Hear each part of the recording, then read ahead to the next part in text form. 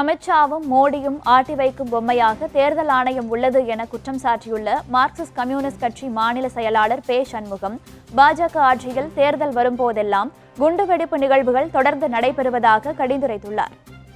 எப்போதெல்லாம் தேர்தல் நடைபெறுகிறதோ அப்போதெல்லாம் இத்தகைய வெடிகுண்டு கலாச்சாரம் என்பது தொடர்ந்து நடைபெற்றுக் கொண்டிருக்கிறது. டெல்லி தலைநகரம் என்பது உச்சபட்ச பாதுகாப்பில் இருக்கக்கூடிய ஒரு நகரம். அந்த நகரத்திலேயே பொதுமக்களுக்கு பாதுகாப்பில்லை. இத்தகைய ஒரு வெடி விபத்து என்பது ஏற்பட்டிருக்கிறது. இதற்கு பொறுப்பேற்று உள்துறை அமைச்சராக இருக்க உள்துறை அமைச்சருடைய கட்டுப்பாட்டிலே தான் டெல்லி தலைநகரத்தினுடைய பாதுகாப்பு என்பது இருந்து கொண்டிருக்கிறது. டெல்லியிலே மாநில அரசாங்கம் என்று ஒன்று இருந்தாலும் பாதுகாப்பு உள்துறையினுடைய கட்டுப்பாட்டிலே தான் இருக்கிறது.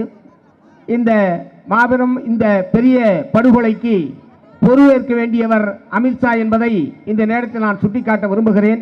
அமித்ஷாவும் மோடியும் ஆட்டிவிக்கிற பொம்மையாக இந்திய தேர்தல் ஆணையம் மாறிவிட்டது.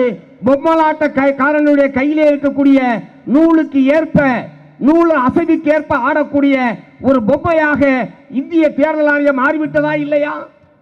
அவர்கள் தன்னாட்சி அதிகாரம் பெற்றவர்களாக இருக்கிறார்களா? ஜனநாயக பூர்வமாக தேர்தலை நடத்துவோம் என்று அவர்களால் சொல்ல முடியுமா?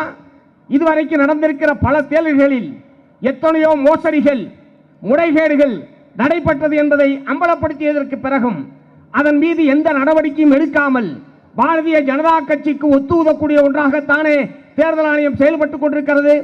இப்படிப்பட்ட தேர்தல் ஆணையம் தேர்தல் நடத்தினால் எப்படி அது நியாயமான தேர்தலாக இருக்க முடியும்?